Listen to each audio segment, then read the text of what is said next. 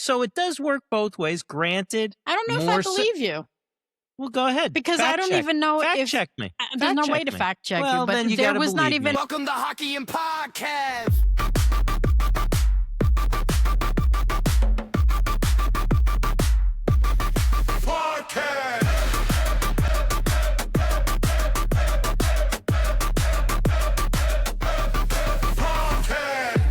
Hello, everybody, and welcome to the Hockey and Podcast. This is episode number 15. This is the podcast where the gloves drop and the opinions fly. We're breaking down some of the big stories in the NHL. We're also calling out the nonsense. We're even mixing in whatever makes other conversations interesting for us, whether it's about hockey or about something else. If it's happening on the ice, or even near it, or adjacent, or not on it at all, if it's interesting to us, we will talk about it. So let's get into episode 15. Yay! With me, as always, is my co-host, Jennifer, on the other side of the desk. Jennifer, how are you doing on this lovely day today? I am doing well. How are you doing on this lovely day? I'm doing okay. The weather's warming up now, and it's getting nicer slowly. We had a really nice day one day, and now we're back to it being cold-ish. Yep. So someday soon. But as long as the cold weather's here, that means hockey's still around. So that's a good thing. That is a good thing. All right, Jennifer, thank you for that spirited give and go there. So let's get right into our episode. You know, one of these days. Today in episode 15, Jen, here's what we're going to talk about. We're going to look at some unfortunate news dealing with Austin Matthews. We're going to take a look at Charlie McAvoy. And why is it that everybody just wants to punch him in the face or hurt his pretty little face? You know, they better stop. It's too much at this point.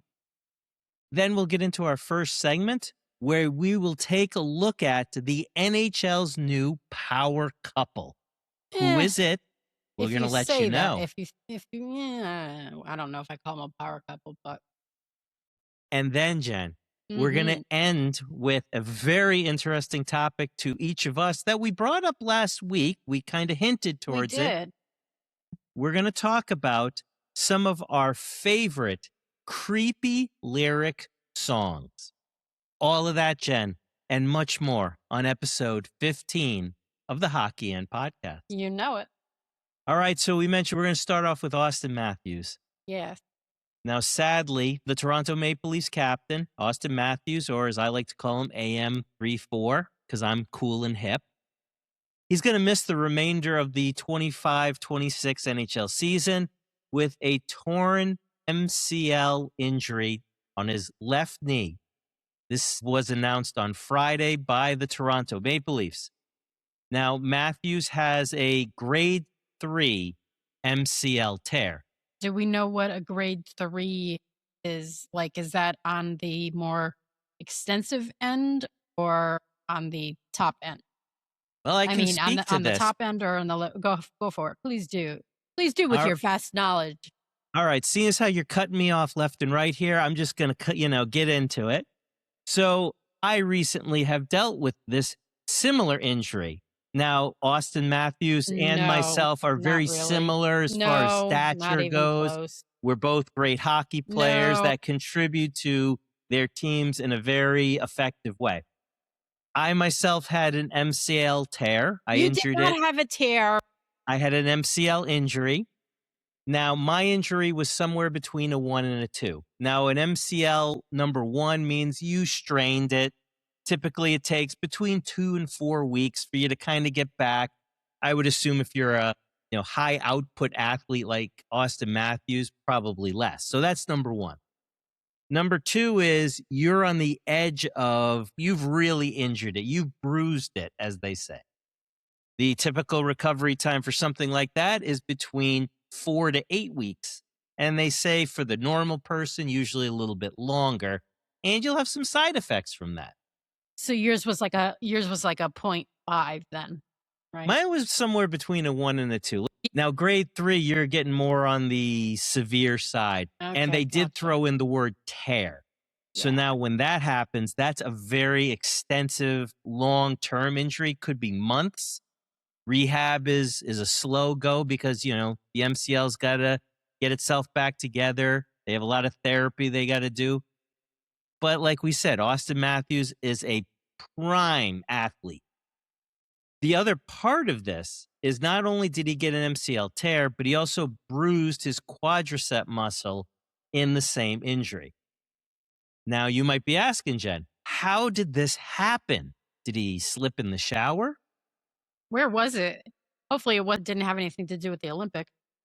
It did not. Okay, It that's good. happened this past Thursday when the Toronto Maple Leafs played the Anaheim Ducks, and defenseman Radko Gudas went to hit Matthews, and they had a knee-on-knee collision.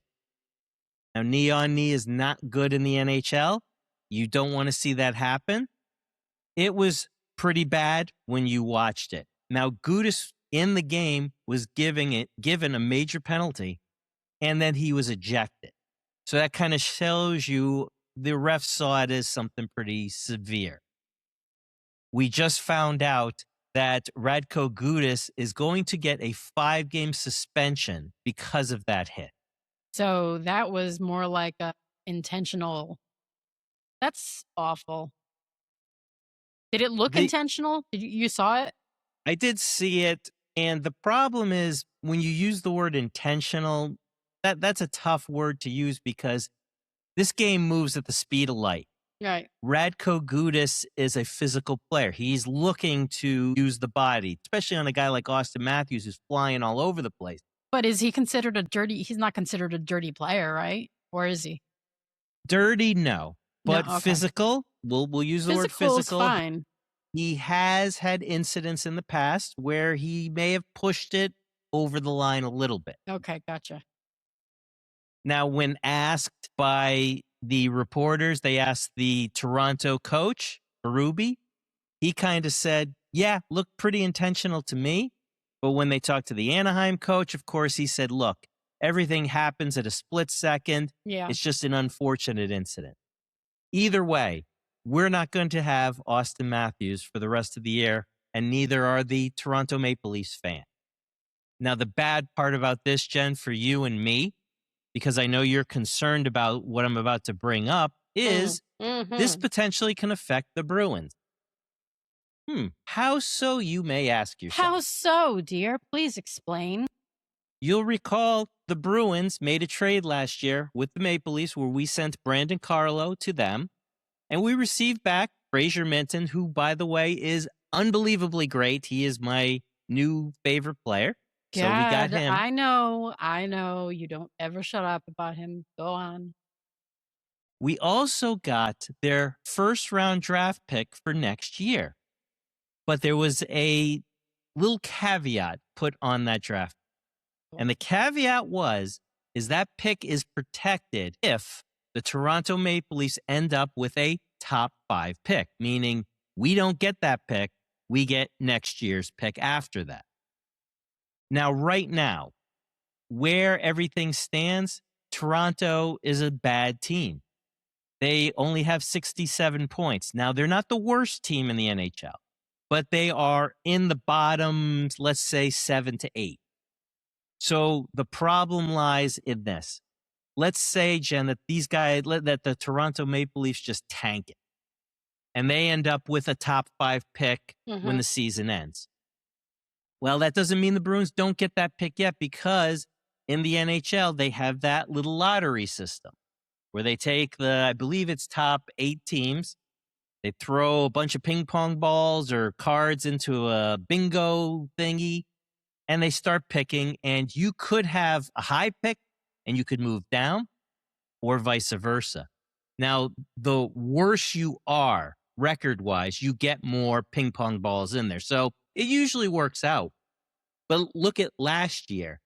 The Bruins ended up being the number 5 worst team in the NHL. Where did they draft, though, in that draft? Well, they moved down to number 7 because of the way the ping pong balls worked out. Mm-hmm. So right now, if you're a Bruins fan, you're kind of sweating because you may not get a top 5 or 7 or 8 pick this year because Toronto may end up keeping that pick. And Austin Matthews not being on the ice does not help out our situation.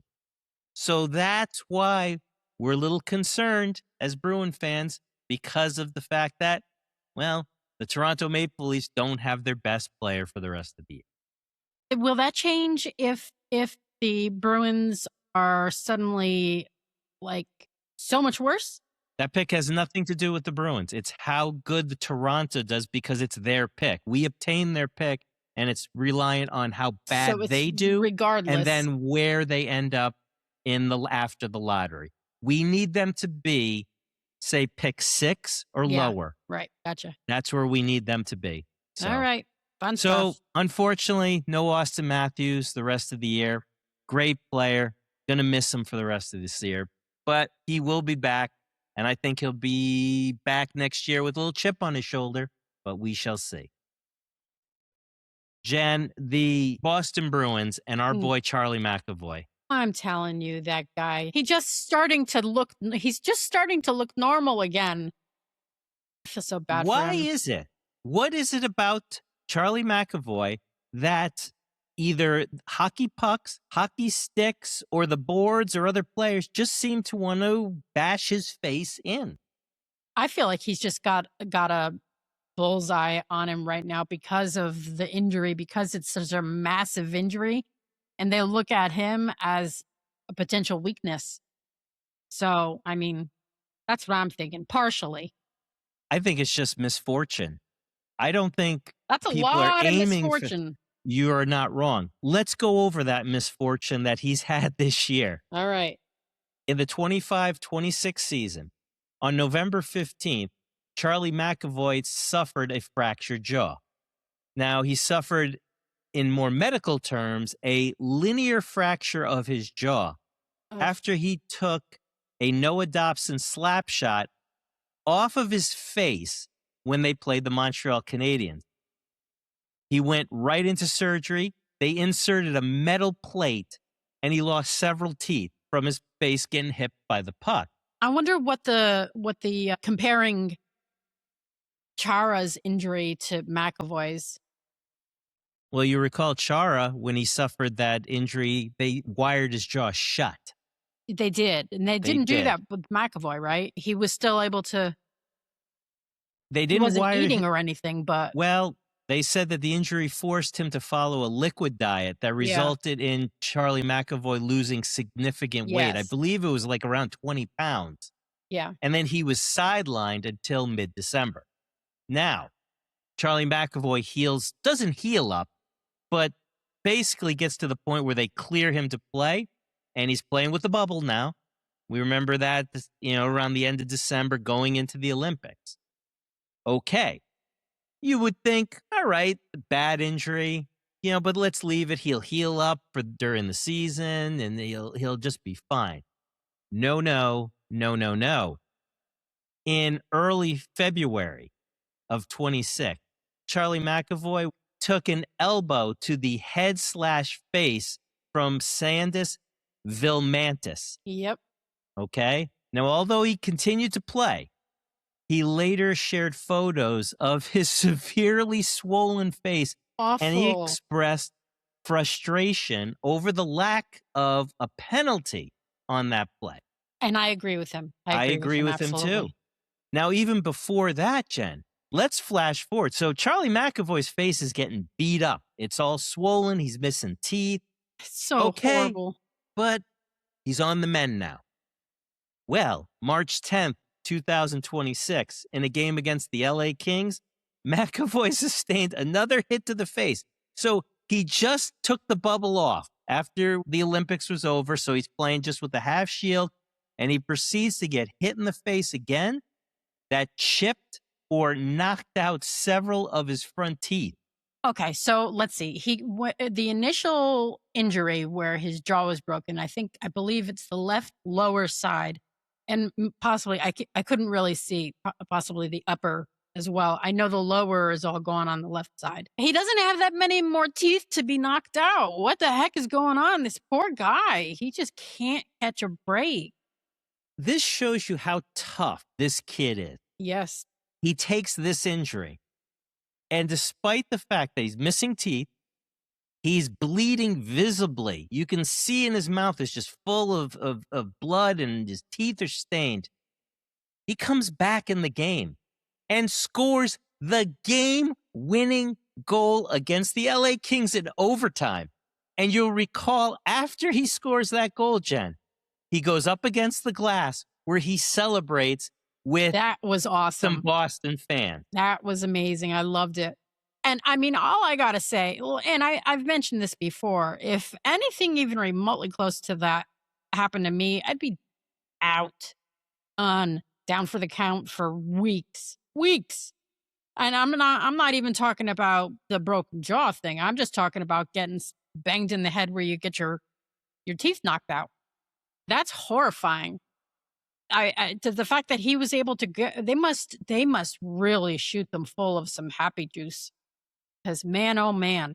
Well, after that LA game and the victory, I don't think he was full of any happy juice because they showed him during the interview, after around the locker room, he said, I'm only answering 2 questions.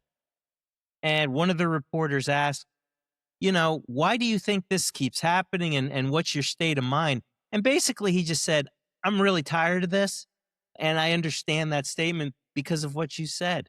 If you're getting hit in the face constantly, the pain is unbelievable. Yeah. Face, tooth, jaw pain is very bad. And And he's been dealing with it since November. And the way it works, you get jaw pain. It just doesn't stay in your jaw. It goes down your neck, goes down your back, goes down your arm. I feel for him. It's even to the point where it affects all those things. But let's talk about the fact that he can't really eat probably as well as he wants. He's probably still on a heavy liquid diet because he's missing teeth and the pain is just through the roof. Mm-hmm. He can't go heavy on pain medication because he's a professional athlete and it's going to affect his overall play because he's still playing.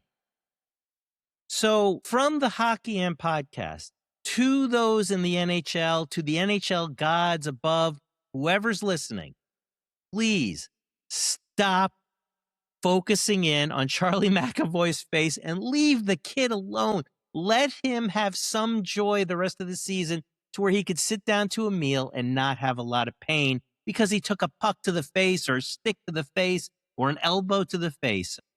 At this point, his luck is going so bad in that regard, he should just leave that shield on.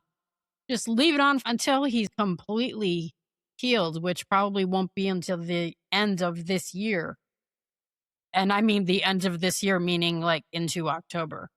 Because, I mean, how can you properly heal if you're still getting knocked around? It's not possible. So, I don't know. I want to see it stop. This poor guy. Let's leave it with this question, Jen. Mm. The Bruins don't have a captain. The top 2 candidates are David Pastrnak and Charlie McAvoy. Does this do anything for you as far as Yes. your mind that he should be the captain? Yeah. He's giving Chara vibes right now. What kind of vibes?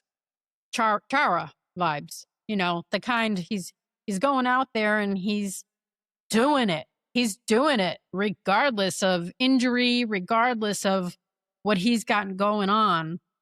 He's still out there and he's still making the plays that matter. And I love Pasta, but for some reason, I don't know. I just don't feel like he's as relatable as McAvoy. And it could be just because of the fact that McAvoy has been injured so much this year.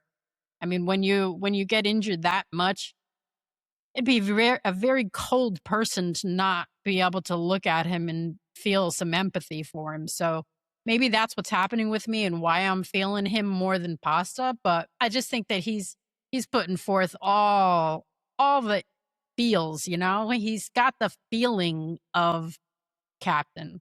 The Bruins organization and the Bruins fan base always respect players that give their all, that show up when they're injured, like you said, Chara. So he has that going for him, as well as how well he's been playing lately. I would say he's by far the Bruins' best defenseman. And look what he did in the Olympics. He really showed up. He was a top-notch defenseman that helped them win gold. So he has that going for him. Now, the other thing is Pastrnak is a fan favorite. He's got that personality that a lot of people like. He scores a lot of goals. He's a very offensive player.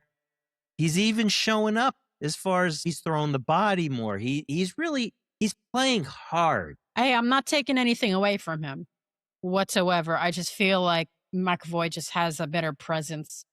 You feel like he fits more into the Boston Bruins framework as far as what the captain should be? Well, yeah, okay, so I look at Pasta and I see fancy. And Boston isn't fancy. And that's not taking anything. I'm not downgrading him in any way. It's just that, he's not as gritty of a player as McAvoy is. And I think with Boston, you need a really gritty captain. That makes sense. And I think there's a lot of Boston fans that agree with that. I think there's some fans that will go the other way too. That's why this is going to be an interesting choice. I think it's going to be next year.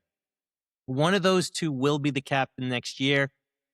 I mean, if you ask me, who do I think it's going to be? I have to agree with you. I'm leaning a little bit more towards the Charlie McAvoy being the captain.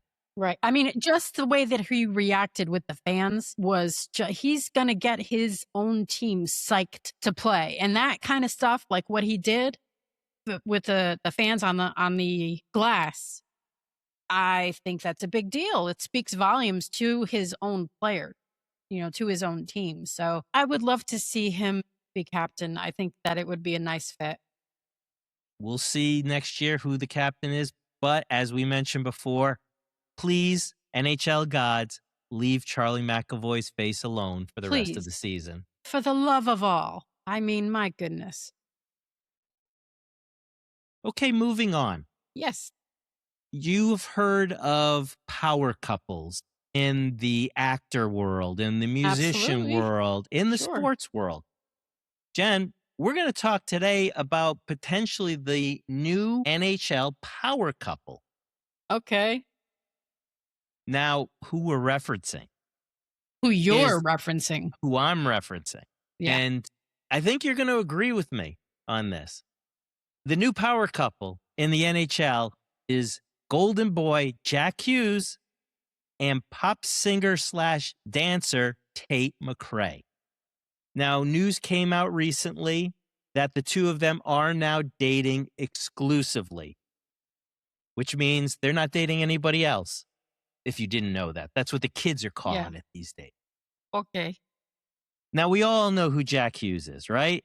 He's a talented NHL superstar who plays for the Devils. He recently became very well known because he scored the golden goal that propelled the U.S. to gold medal status against Canada. So we all know who Jack Hughes is. He did the talk show circuit. He played very well in the tournament. He lost some teeth, continued to play, took a penalty where Canada couldn't capitalize, and then came out and won the game in overtime for the U.S. So Jack Hughes, we all know him well in the hockey world. Jen, do you know who Tate McRae is? I know who she is. And the only reason I know who she is because she's dating Jack Hughes. I mean, I don't know her from anybody for any other reason.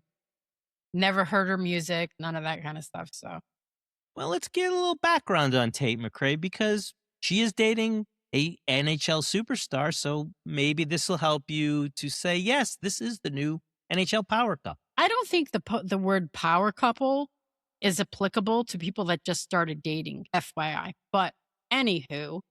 Well, Tate McRae is a Canadian. So let's just start there. If you're Tate McRae and you're dating Jack Hughes and the Olympics are going on, who do you think she's rooting for to start this conversation? Jack Hughes or Canada?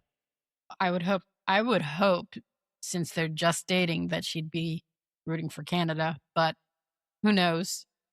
People are weird. People are weird. Mhm. So Tate Rossner McRae was born on July 1st, 2003. Now, I know I'm getting old when I'm starting to hear anybody born in 2003 is now somewhat of an adult or is of adult age. So that makes me feel really old. But she is a Canadian singer, songwriter, and dancer, as I mentioned before. Now, she first gained prominence as a contestant on our American reality TV series, So You Think You Can Dance, and she premiered in 2016. After that, she signed with RCA Records and started to gain recognition for her EP, All the Things I Never Said, Never heard of it. a song that was released in 2020. Okay. And later on, she released another song called Too Young to Be Sad in 2021 Never that heard of that either. became, well, this just goes to show you how out of touch you are, because this became the song Too Young to Be Sad, the most streamed female EP of 2021 on Spotify. She then proceeded to follow that up with the single You Broke Me First, and it was her first Billboard Hot 100 chart entry in the US. Good for So her. she's climbing, right? Good She's for climbing. her. I still don't know who she is, but good for her. In 2022, Tate McRae released her debut studio album called I Used to Think I Could Fly, which peaked at number 3 on the Canadian music charts. And she had a single called She's All I Wanna Be, and it was big in Canada. Now, her second studio album came out a year later in 2023 called Think Later. And she started to get into more of a pop-oriented sound. And that was really shown by her multi-platinum single called Greedy, which became one of the best-selling songs of 2024 globally. So you say she started to get into more of the pop genre. Was she not in the pop genre before? Did she start out as something else? I don't know. She was a singer. I Who thought maybe knows? she started country or something like that. To be honest with you, the only song that really was ever on my radar was Greedy. I did hear it from time to time, so I do know it. And it's your typical straight ahead, young female pop song. Bubblegum pop, that kind of thing. Yep. Yeah. I mean, All right. obviously, she's a very attractive woman. They're playing that up. She has a really good voice. So, again, we've seen this before. Now, in 2025, McRae released her third studio album called So Close to What, which topped in the US Billboard 200 and yielded another top 10 hit, or I should say hits, called Sports Car, Revolving Door, and Tit for Tat. Now, in the same year, she scored her first American #1 single because she was the featured artist she was a featured artist on Morgan Wallen's song, What I Want, and her first Grammy Award nomination for the soundtrack single, Just Keep Watching. So she plays with Morgan Wallen, gets a lot of recognition, and then gets nominated for a Grammy for the single, Just Keep Watching. Great. Good for her. So, right, Go she's girl. made a name for herself, Sure. and now she's dating Jack Hughes. So you said before, you don't consider this a power couple because they just No. started dating. Okay. Yeah. I mean, a power couple, to me, a power couple has been through it, and they're very well known and they've been around for a while. And this is so new. They're just now a couple. So I don't see them being a power couple, but we shall see, because things do have a way of turning into much larger things. So we will see what happens with their cute little relationship. It got me thinking, who are some of the bigger names when it comes to power couples in the sports world? So, Jen, I'm going to give you a list, and you tell me, power couple, yes or no. You ready? I'm going to start off with David Beckham and Victoria Beckham. So, Massive. obviously, right? You're Massive talking power soccer couple. star, world soccer star, and a Spice Girl. Yep. So massive, right? Massive. Yes, massive. Okay. How about America's Tom Brady and Giselle Bundchen when they were together? Massive. Okay. Massive power couple that he destroyed. But I digress. Agreed. Totally agreed. Yeah. Totally agree. How about Alex Rodriguez and Jennifer Lopez when they were together? I don't know because, I mean, they're right on the edge because how long were they even together? They were together Few for years. a few years, but it was, I mean, they were almost there, but not quite, They in did get my opinion. engaged. They got engaged and then they split Yeah. up before the marriage. So does that constitute being together long enough? I don't know. I think like I say, I think they were right on the edge. Okay. Here's a couple I think that when we talk about Jack Hughes and Tate McRae, I think this is the equivalent of a couple back in the day. Jen, do you remember the tennis player Anna Kournikova when she dated Enrique Iglesias? I do, very much so. And I do not agree with your comparison.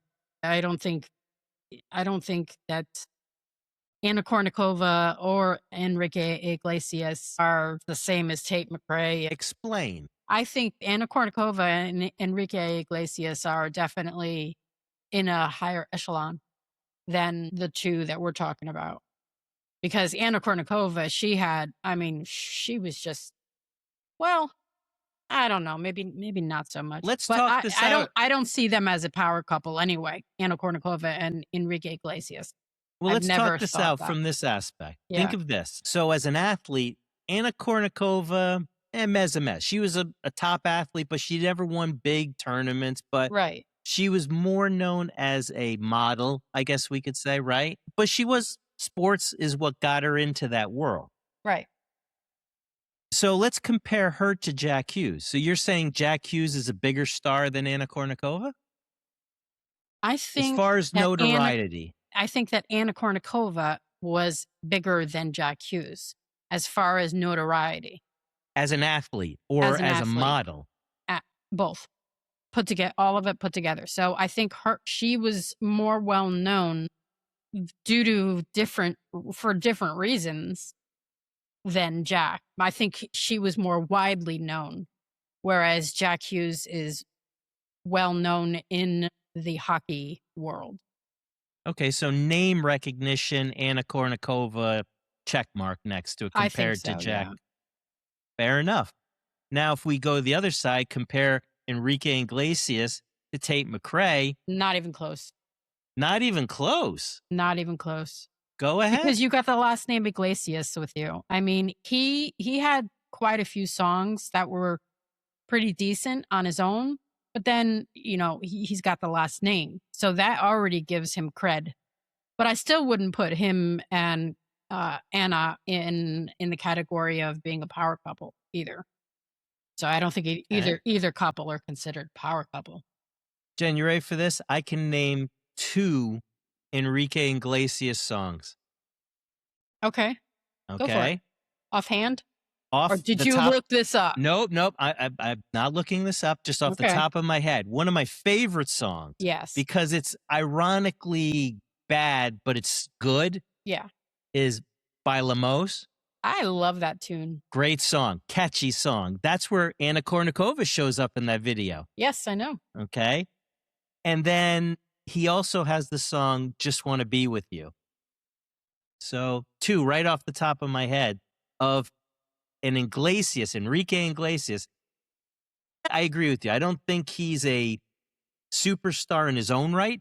I think he's a star because he is a pop star, but the last name does help the situation. And I'm going to end with this power couple, and this may be. And I don't agree with this either. I don't think that they're a power couple. I don't think they're a power couple. Well, let's let the people know. Jen, who are we talking about here? Joe DiMaggio and Marilyn Monroe. I don't see them as a power couple at all. So Mr. Coffee and Marilyn Monroe, considered to be the most popular female actress of her time. Right. You don't consider them a power couple? I consider them huge on their own. I do not consider them together as a power couple. I don't Interesting. see it. I don't see it.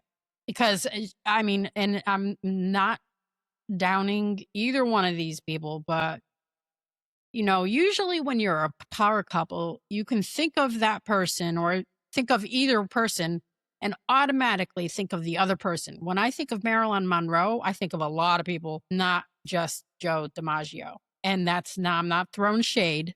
It's just the facts about her life. It's just how she lived her life. And Joe DiMaggio, I hear his name, I am not automatically thinking Marilyn Monroe.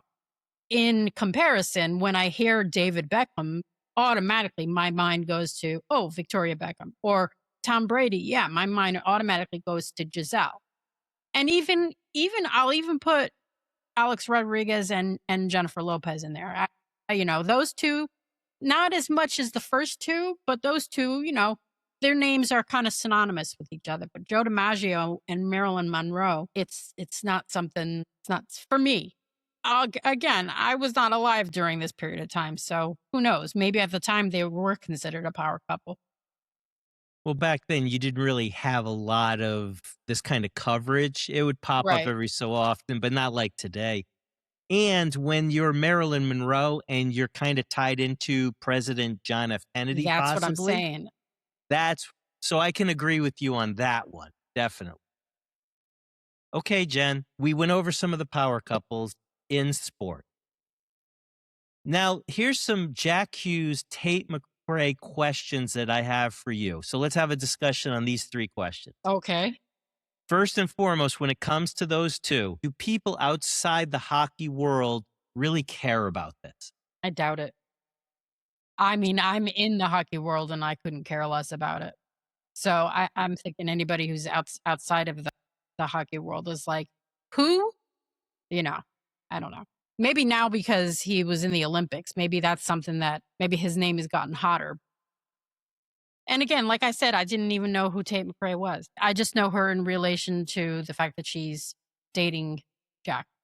If Jack Hughes doesn't win a gold medal in the Olympics, who would have the bigger name recognition than at this point? If he didn't win the gold, who do you think has the bigger name recognition between the two? Well, asking me that is kind of not really, it's not fair to Tate because I already know Jack and I know his siblings, so the name itself is out there, he and his brothers. So, and I don't know Tate at all. So for me to give you an opinion on that wouldn't be fair to her, I don't think. I think she has a bigger name than he does because she's in that pop world. She's got Hmm. many number one hits. She's been doing it for a while. She was on So You Think You Can Dance, which is a very popular series. Right. So she's in the mainstream Yep. popularity. Jack Hughes is in the hockey mainstream. Right. I'd say he's a top 10 name in the NHL. Would you say? Top 10. Well, now after the Olympics, yeah. Yeah. I'd agree with that. Here's another question. You look at Jack Hughes.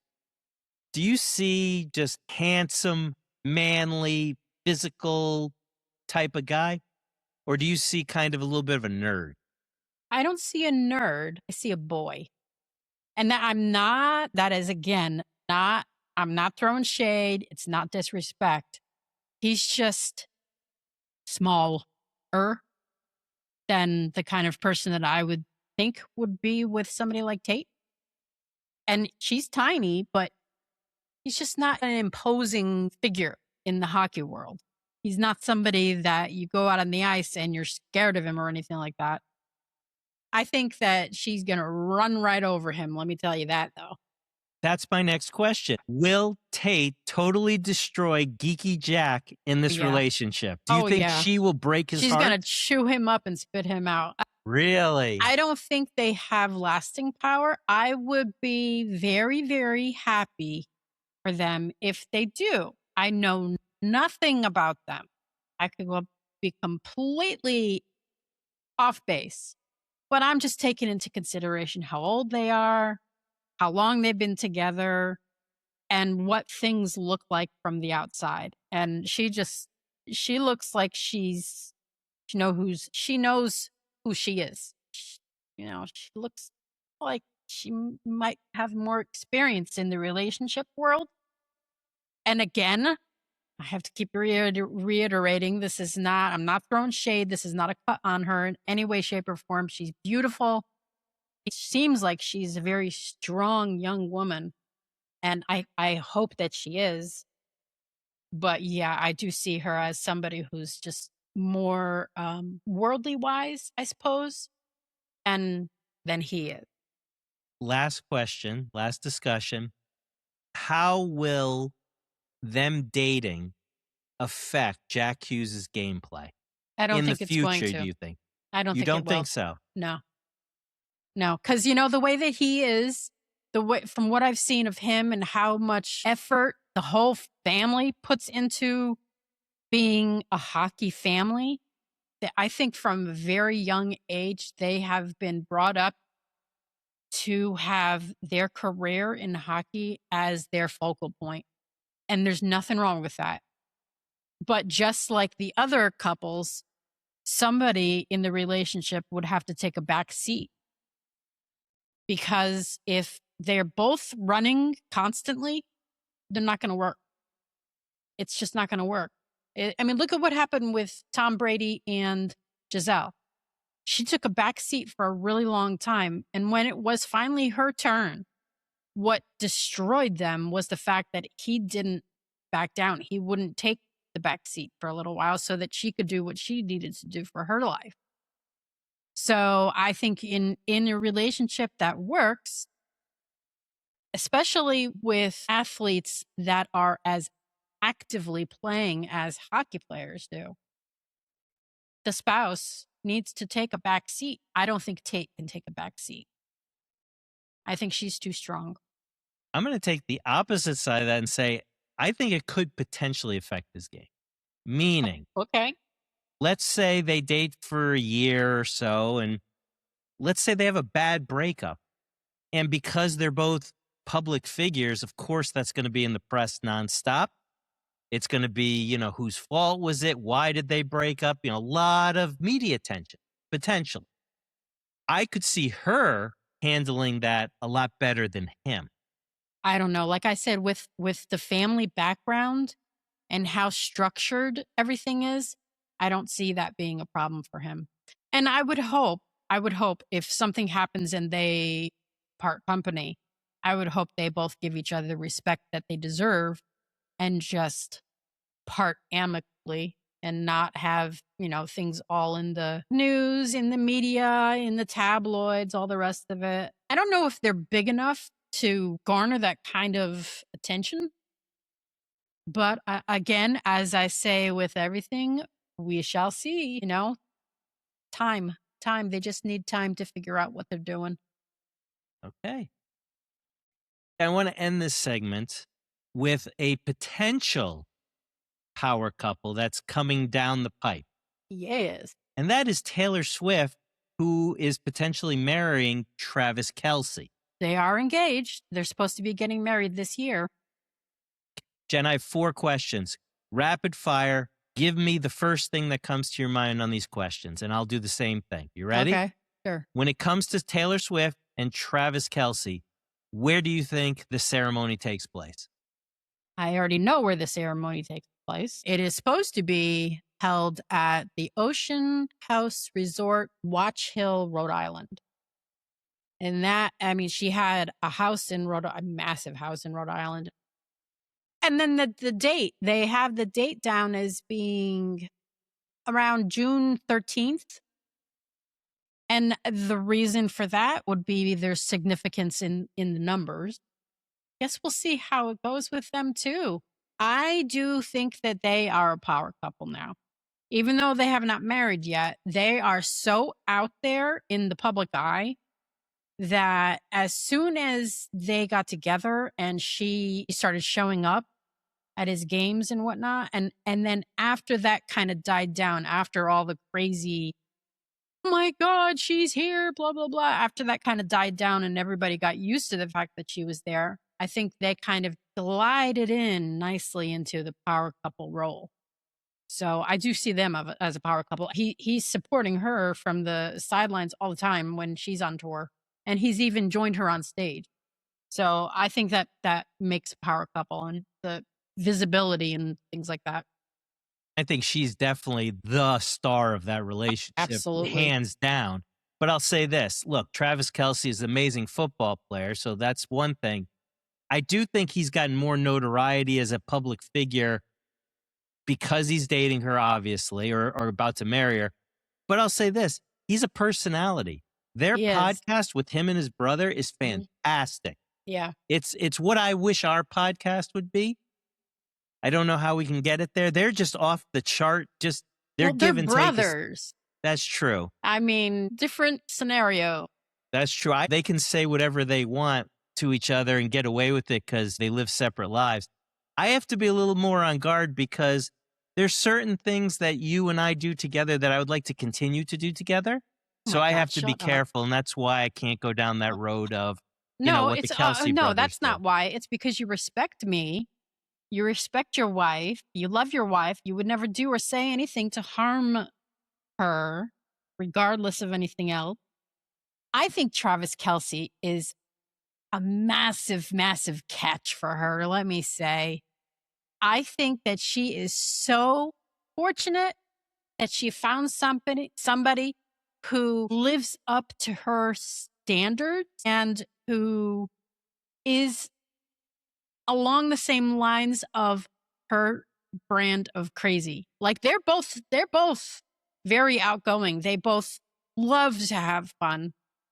They both are kooky, they're goofy, and they're goofy together, and it just works on so many levels. So I'm excited for both of them. I'm very happy for both of them.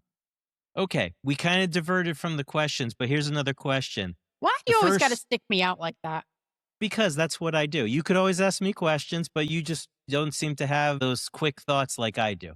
Here's my next question. The first song that they dance to, is it one of her songs?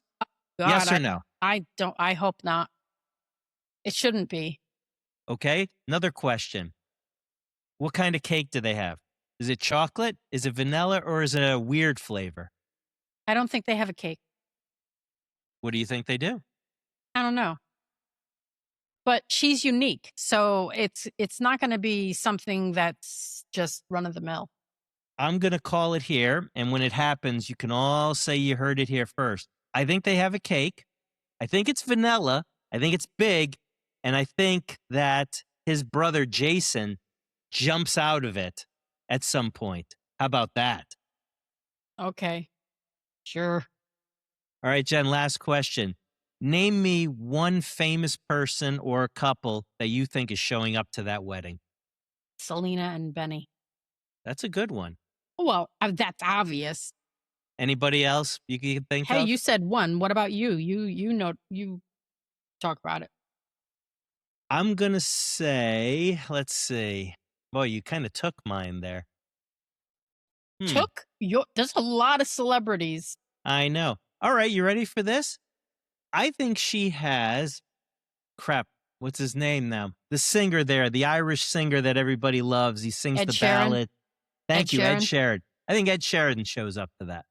It's not Ed Sheridan, first of all. It's Ed Sheeran. And very well could be. Well, Very well thank you could for be. correcting me on that on our podcast. So I No appreciate problem, that. honey. You can count on me. Jen, do you know who is also trying to correct a wrong out in the sports card world today? Who dis? Well, it's the sponsor of our podcast. It's My Card Post. Dun dun dun. My Card Post is a sponsor of this podcast, but it's also a great website. It's a website where you could go and you can buy, you can sell, and you can trade sports cards, TCG cards, memorabilia, all kinds of things. It's a big buying, selling, trading platform. Now, unlike all the other big platforms that are out there, guess what My Card Post doesn't do? What? You got to tell me. It doesn't take your money when you make a sale like the big platforms do. The big platforms will take double digits of your sale and put it in their pocket and get greedier and get richer. Those scoundrels. My card post, all he asks, and it's just to keep the lights on and it's to keep the website up, is you pay a subscription every month to sell cards on his website. And get this, subscriptions, most of them are under $20 a month. So yes, you could sell thousands of dollars of sports cards and you get to keep thousands of dollars, and you only have to pay $20 or less a month to do so. I'm telling you, that just makes so much more sense than all the others. It totally does. I don't know why anybody would go anywhere else. I mean, think of it this way. Gas is not getting any cheaper. Milk is not getting any cheaper. So we need to save money. And how we do this is by going on my card post and selling our valuable sports cards on a site that doesn't take any of the money when you sell it. So if you haven't already done it, go check out my card post, because the website will save you money. You'll have a lot of fun.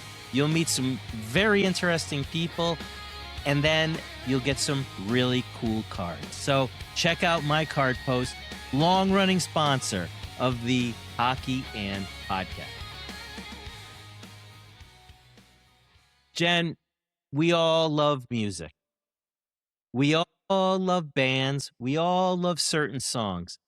But there's something that's been bothering us lately. And what is that? I mean, we touched on it last week when we spoke about Neil Diamond. Which Some I of still him- haven't forgiven you for the things you've said about Neil Diamond. But I lyrics digress. are some of his lyrics are a little a little gross. But there are so many others out there, songs that have not aged well, and whether they be songs from the 50s, 60s, or even today, there's some bombs out there that probably should not see the light of day again. Well, that's what we're going to go over in segment number 2. We're going to take a look at some of our favorite creepy lyric songs. Cringe-worthy. We each pick 3 songs. So as always, let's go with ladies first. Jen, give us your first creepy lyric song. This is an old song. It came up before I was born, but it's something that I heard a lot in my house as I was growing up because I had a lot of Beatles fans. And it is a song by the name of You're 16 by Ringo Starr. Did not age well. Let me tell you, it's pretty gross. Do you have an example of a lyric from that song that maybe in 2026 kind of makes you... Well, the name, I think, in itself, it suggests that you're 16. So, he's saying you come on like a dream, peaches and cream, lips like strawberry wine. You're 16, you're beautiful, and you're mine, mine, all mine. Oh, ew. And this is not when he is 16 as well. He is well into his late 20s. Ick, ick, ick. Major ick. Major gross. And that's from a Beatle. He calls her, you're my baby, you're my pet. Ew, 16. Ew. Was that song written when he was with the Beatles or when he was on his solo? I believe he was solo at that point, This right? was a solo song. I don't know whether or not he was 73. I don't know when. But yeah, Beatles were done by then. Yeah. So he said, ooh, when we kissed, I could not stop. Ew. The reason why I brought that up is because if he was still in the Beatles, don't you think the other 3 Beatles would look at him and be like, Ringo, no. No. Oh, no. Because there's a bunch of tunes by the Beatles that are just very cringe as well. Okay. Yeah. All right, that's a good one to kick us off with. So I see your 16-year-old song, and I'm going to raise you another 16-year-old song. You ready for this one? Sure. This is a song that I have to admit, before I really looked into the lyrics, I really like because it's a very catchy song. And this singer reminds me a little bit of like a Steve Perry type of singer. He has that kind of vocal range that it's impressive. Hmm. The singer I'm talking about is Benny Mardonian. Okay? Who dis? Not many people know him. He would be considered a one-hit wonder. Okay. And unfortunately, his hit song is the song that we're going to talk about. Benny Mardonias releases a song in 1980 called Into the Night. All right? Yes, yes. Now, just from that title, not bad, right? Right. You listen to the song, it's got a very catchy little kind of Caribbean intro. Very nice, very relaxing, very easy to listen I to. think I actually have it on one of my playlists. Oh, I have it on a couple. So, yes.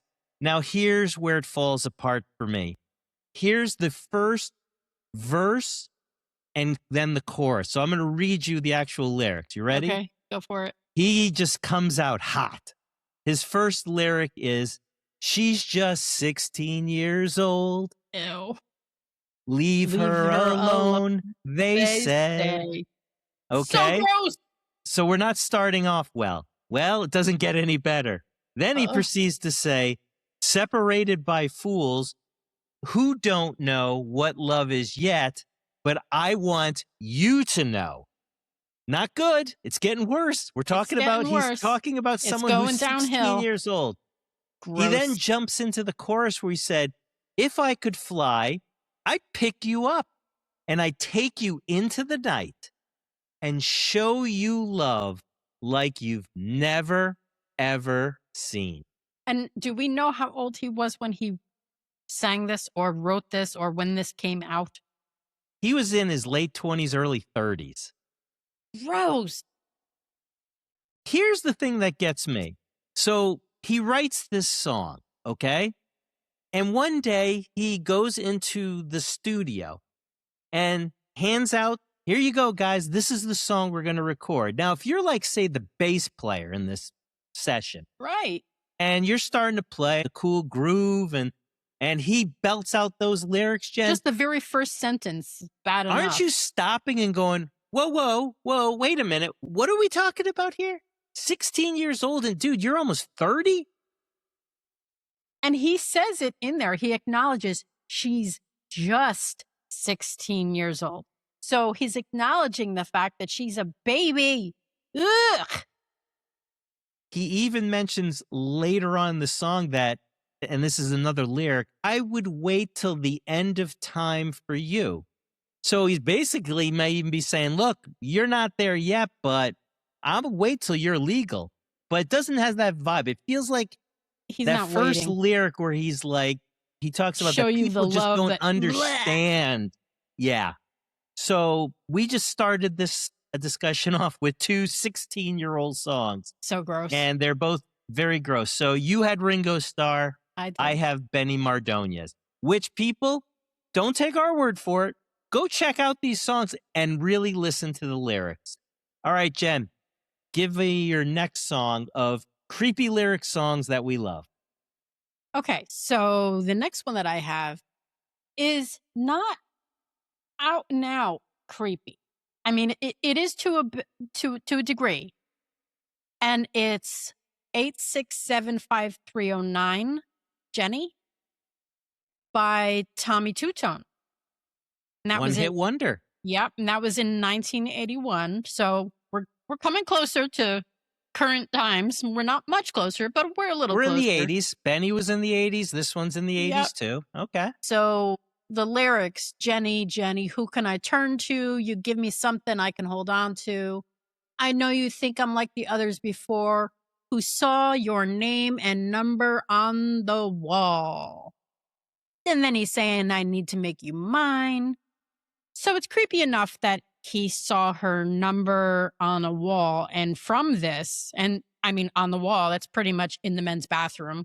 In the stall, probably. Yeah. Right? And that's gross enough to begin with. But then you throw into it the fact that for some reason he is infatuated with her to the point where he needs to make her mine. That's kind of ick. And then when you hear Tommy Two-Tone talk about it, he explains that the song is about a stalker who finds a girl's name and number on a bathroom wall and becomes obsessed with her. That is just freakish kind of stuff. And yeah, that's given me the heebie-jeebies. There are tons and tons and tons of honorable mentions, but these are the ones that just stood out to me. So Tommy Two Tone, 8675309. Everybody knows this song. Even if you're a young person, you got to know this song because it's just everywhere. It's creepy. The two things about that song that always amazed me, number one is, and I've read things about this, as to how many people actually, back in the day when we all had phones hanging on the wall, called that number. Yes. And in the very beginning, apparently people had that number in real life in different places, and they would just get bombarded with phone calls for just people trying to check that out. So there's that. The other part of that song that kind of always, I guess, messed with my mind is there's a lyric in that song where it said, I got your number off the wall. And he goes, I got it. And he says, for a good time calls. And that's pretty much, that had to be what was written above her number on there. That's ick. Just to give some of the younger people out there a little kind of reference here. Before cyberbullying Wait, you was a think thing, younger people are listening to us, dear? yeah, I think there's one or two that Okay. I don't know happen about to that. stumble across and like, hey, check out these old fogies. So before cyberbullying was a thing, right? Before you could just totally break someone down from your house while they were at home. The way that you would, I guess you could say, try Trash to a girl's shame name. people or Right. yeah, whatever it was. You'd go into the stall of a bar or the gymnasium, your high school, the locker room, that type of thing. And you would write in marker on the wall some girl that slighted you. Maybe you asked her out and she laughed at you or she said no. And you would say, hey, for a good time, call this number. Or, hey, this girl or this guy is easy. That's how we cyberbullied back in the day. And speaking to the misogyny that we talked about last week, this is also one of those, because you go into the girls' room when I was younger, you go into the women's bathroom or the girls' bathroom, wherever, and there's all these sweet things like a heart with a person's initials in the middle and like Jenny loves Jay and all that kind of stuff, all this sweet stuff. We never did any of this kind of stuff where people are bad for a good time call. I mean, no. Unfortunately, I have to disagree with you. In the school that I went to, which is, I hate to say it, is not as ghetto as the school you went to. And I'm not saying this facetiously. Okay. There was actually a case in my school where the girls wrote things about another girl in the bathroom. But and another girl. Well, wait a minute. Not writing it about the guys. Well, wait a minute, though. Wait a minute. Go ahead. It was so bad that they would, when it first happened, they went in, they take it down, wash it, paint it, whatever. Kept happening. Got so bad that the girl they were referencing to literally had a mental breakdown and had to leave the school. So there was that. Then, like the next year when I was a junior, there was a boy that something happened. He wronged one of the girls. I don't know the full story. And they started writing things about him in there too that eventually would get back to him. And I hate to say it, it did affect him too. He didn't even end up graduating from that school. He had to go be homeschooled. So it does work both ways. Granted, I don't know if I believe you. Well, go ahead. Because I don't even know fact check me. There's no way to fact check you. Well, but then you there gotta was not believe even me. any homeschooling back in the day when we were going to Yes, school. there was. What are you, there crazy? was not the kind there that. Totally was. Okay. Totally was. Do your research. Okay. Totally was. Okay. Yeah. Let's move on. You talked about stalker songs, Jen. All right. Yeah. I see your Tommy Two-Tone, and I raise you the ultimate stalker song of all time. That was a #1 hit. Yes. And that is by The Police. And that song is Every Breath You Take. This song was released in 1983. There have been people that have said is their favorite song of all times. They have played this song at their wedding, at their anniversary.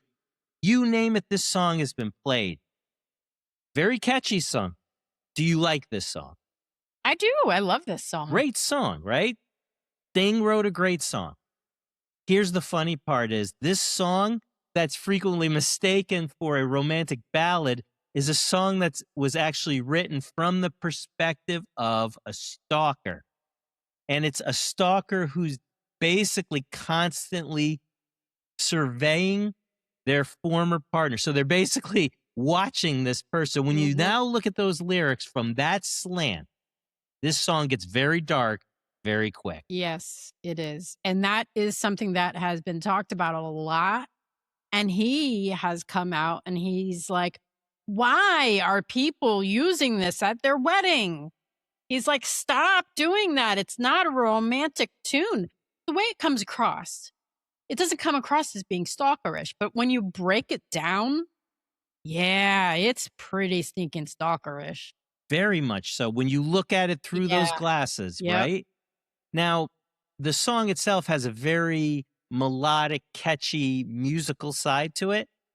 The words, every breath you take, very romantic, you would think, but no, it's not the case. And what I love, and this is as a musician, one of the things I love when I write, I always like writing like this, is from this slant. I love when songs are presented in a way where majority of the public can look at it and say, oh, this is sweet. It means this, this, and this. But the reality is it was written from a dark slant. Double entendre. Yeah. That's it. And I love songs like that. I'll give you another perfect example, right? Third Eye Blind, Semi-Charmed Kind of Life. Great song. But that song's about doing heroin. And I've been to countless weddings, countless gatherings where that song is played and everyone's just having a grand old time. And they're talking about bumping heroin. Right. But you know what? That's why I appreciate the artists who don't come out and say what the song is about, because then you can take it and do with it what you make it your own, what you are getting out of it. You know, Sting came out and said that about his song, and it ruined it for a lot of people, including me. I was like, man, that's just not right. So I can really appreciate the people, the artists who keep their mouth closed about what their true intention was with the song. And they just let the audience take it and do as they wish.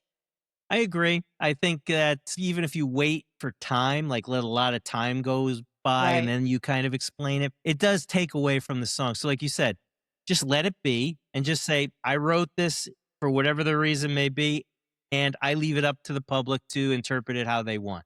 So I know what the reality is, but I'm not going to share that with you. Our first songs were age, ick. Okay. Our second songs were both stalkery, ick. What do you think our third songs are going to be? Why don't you lead us off with our third and final song? Okay. Well, this may not have the same kind of ick that we were talking about. And it's actually by very well-known artist Lionel Richie. I love Lionel Richie. It's not going to ruin it too much because it's not like, ew.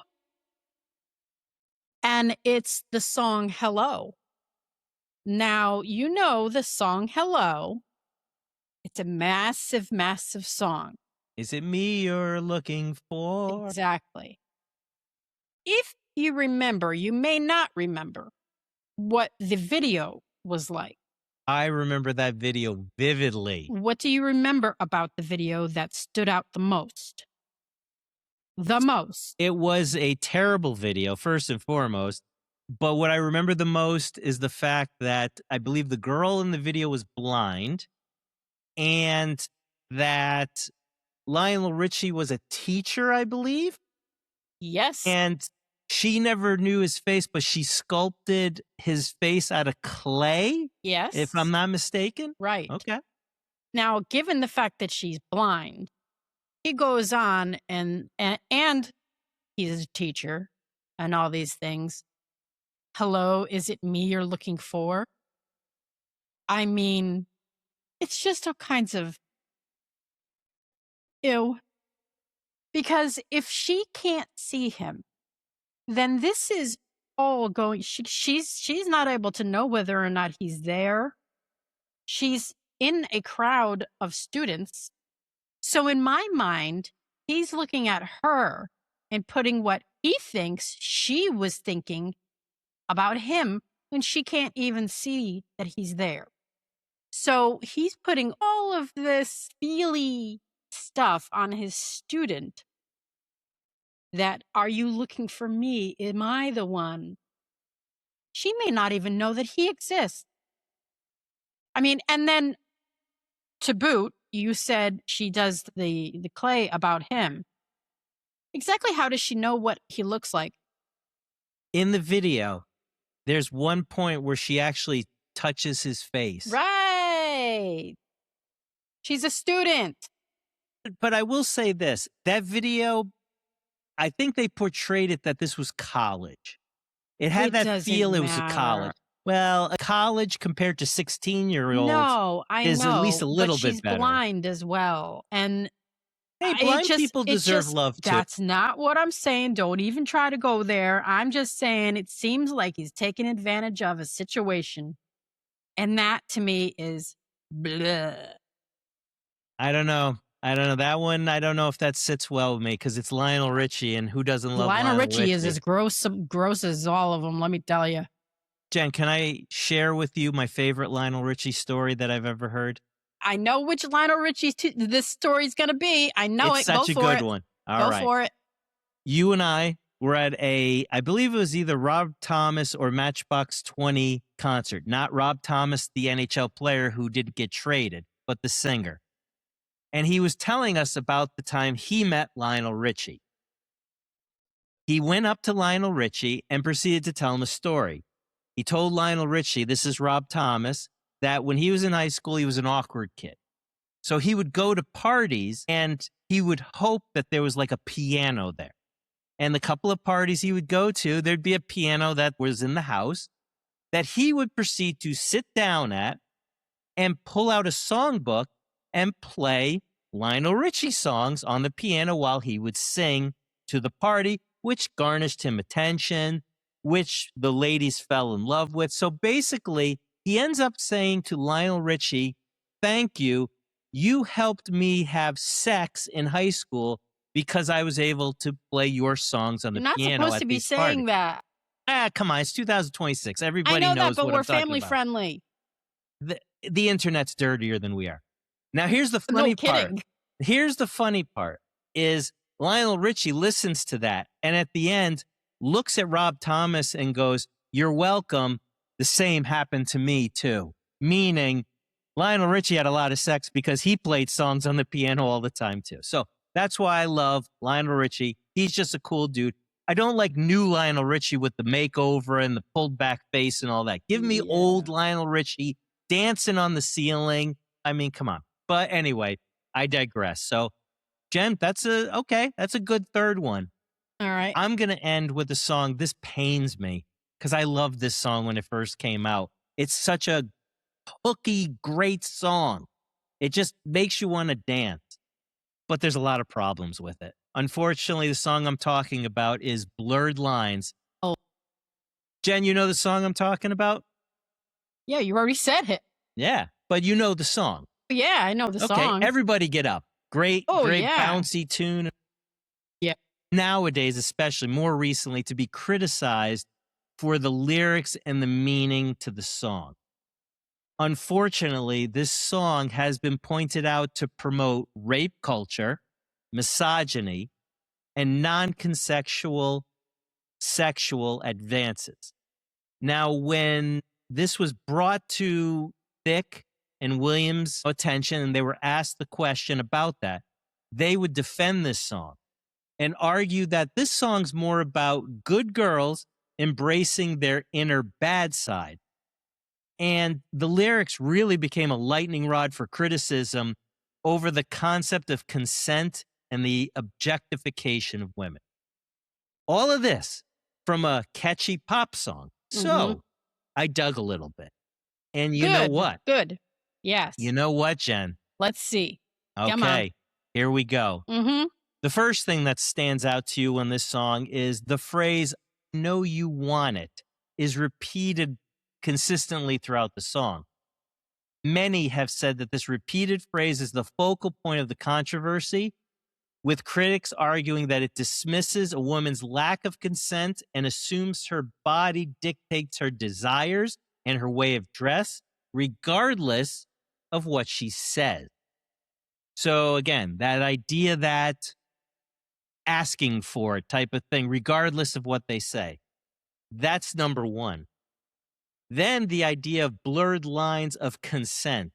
The fact that the song implies that a woman's flirting or her clothing or simply just being a good girl having a bad moment means she wants to always engage in sexual acts, regardless of her actual verbalized consent in the situation. So there's that. Then there's a line in there that says, "do it like it hurt." Now, these lyrics, particularly in the unedited version, which is pretty, if you would, has been very criticized for normalizing the association of sexual violence with pleasure when it comes to women nowadays.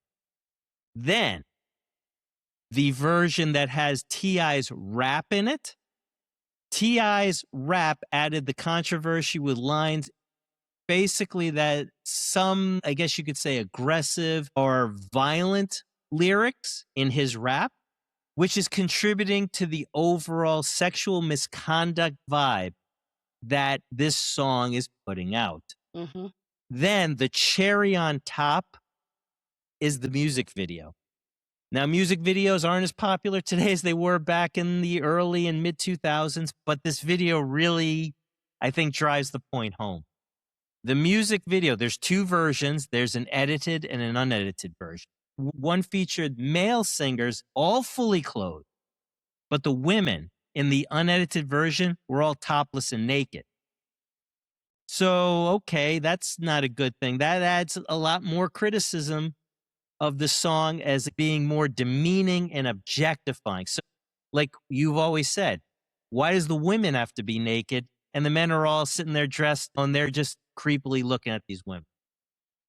So with all of that, Jen, this is why I put this song on my list, even though it pains me to, because, as I said, very catchy song. But unfortunately, catchy songs can be disgusting too. Just to further emphasize it, I don't know if you remember or not, but during 2013 MTV Video Music Award, he performed it with Miley Cyrus. And Miley at the time was in her trying to get out of her role as Hannah Montana. And it was an overly sexualized performance. She has said that she felt sexualized after the performance and that it became an expectation from that point forward of the way that she was going to act. And she also said that she's at peace with it now. And she knows it's somebody who is not who she is anymore. But the way that it all went on, because I believe he was either married or in a very serious relationship at the time. And I don't know if you remember this award show or not, but she was just disgusting. It was pretty vile. He says his take on things. He claims that he was aware that Miley was going to do all of this stuff, and he felt that it was the goal to provoke and excite. He found it to be silly and funny. So it's interesting the way the two people that were involved in it with his song saw the whole thing and the outcomes of it. Hers went toward negativity. He felt it was just silly. It just overall, the song is kind of, blah. We should caveat all this by saying, too, that all of these songs were done a long time ago. The world was a different place, unfortunately, back in the day. It is That's 13 years before ago. the conversation started. Yes. Thankfully, the conversation is ongoing. Right. But again, this was in a time period where, unfortunately, a lot of these things were more acceptable, even some of those gross early songs from the 70s and 80s. Well, and there are a lot of tunes, there are a lot of songs out there, tons of them, that specifically come at you with this kind of feeling or these kind of lyrics specifically to upset you. There's all kinds of crazy stuff out there. But these songs, we're just talking about them because they were not meant in that way at the time that they were published. But now that we're in 2026, they tend to look a little bit different now. There are songs that have always pushed the limits. I think these songs potentially could have been written with this stuff in mind because, as I said, back then, this was just more, I hate to use the word accepted, just wasn't fought against. Again, Right. the conversation didn't start. I think it comes from a place of misogyny or creepiness. But at the same time, I do agree with you in the idea that there's no such thing as bad press. Well, I think that people were much more naive too back in the day. And when I say back in the day, I'm talking about the stuff that came out like in the 70s and things. It was not the way that it is now. I mean, things have just taken a nosedive now. But at least the conversation's ongoing. Yes. We're bringing it more to the public. There are people not getting away with stuff like they did back in the day. Right. That's a good thing. But we, as a podcast, as a hockey podcast, and we just thought it'd be interesting to talk about creepy lyric songs that everybody loves and that were hits. That's because of Neil Diamond. Thanks, Neil Diamond, for your... Neil Diamond has nothing to do with this. Hey, nothing Neil to Diamond, do with this. Neil Diamond does talk about some of this stuff too. I left him out of it this time because you nearly had a conniption last week. But I mean, he's got some pretty creepy lyrics too. Well, Jen, if you keep bringing up Neil Diamond, girl, you'll be a woman soon. You keep bringing up Neil Diamond. One of these days, our love will be on the rocks too. Okay. Boom. Yes, mic drop. All right, Jen. I think we've covered the creepy lyrics songs pretty well. I thought think so. there were some big hits on there, but I think we're bringing a service to the people to say, look, listen to the lyrics, and not just to the fact that the song makes you feel good, but listen to the words and maybe every so often kind of take stock in some of the songs you're listening. Hey, back in the day, listening to those songs, I didn't think anything of any of this stuff. Winger, she's are 17. That almost made my list. That was like number 4. Yeah, I mean, none of that stuff, it didn't bother me back in the day when it came out. It didn't even occur to me. I loved that song. But in hindsight now, it's like, yeah, that's not legal. So, yeah. I think when you're a kid listening to these songs, you can't appreciate it because you're a kid, you're dumb, you just don't get it. Naive. Once you become a parent or an adult, then you kind of see the forest through the trees, if you would. Yes. Yes, you do. Then you wish you could go backward and not know. Well, I wish I could go backward and tell Lionel Richie that thanks to him, I also got a lot of nook at parties because of him. My goodness. Just like Rob Thomas. Jen, that's the end of our episode. You're so gross. You going to put me on a list then next week? Ugh, you should be on all kinds of lists. We might have to come up with one. So, Jen, that's the end of our episode. And as always, we want to thank the people, the few people, as you mentioned, the few young people who actually listen to our podcast. I seriously doubt if we have anybody under 25 listening to us, under 30 even.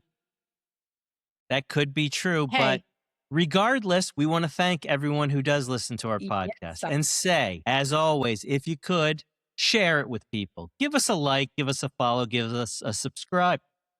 If you do all that, gets it out there to more people. If you missed one of our old episodes, go check us out on platforms like Spotify and Apple Podcast, along with YouTube. And if you have any suggestions for us as far as topics or things you'd like to hear, let us know on our Instagram page at Hockey and Podcast on Instagram. Now, if you also maybe disagree with our list, or maybe there's other creepy songs that you like or that are hits that you want us that to we know didn't about, mention. put it on our Instagram page so we can all have that discussion about more creepy songs. And we can really draw out in the light these songs that were hits at one time, but are now a little bit different in 2026. Yes. All right, Jen, that's the end of our show. Do you have anything you want to add before we close things out? No, I got nothing. I got nothing to say. So you take it from here. I'm going to end the show like I started the show with a really weird radio kind of vibey outro. You ready? Okay. All right, here we go. I'm scared. So that's the show, people. Hockey and Podcast, we want to thank you for tuning in. And remember, folks, keep your passes crisp, your chirps spicy, and always aim top shelf where mom keeps the cookie jar. And if you write a hit song, creepy lyrics can be a hit for you, as we've learned. So for the Hockey and Podcast, I'm your host, Jay. That's Jennifer, who's holding her hands over her eyes. And we're just saying thank you for tuning in.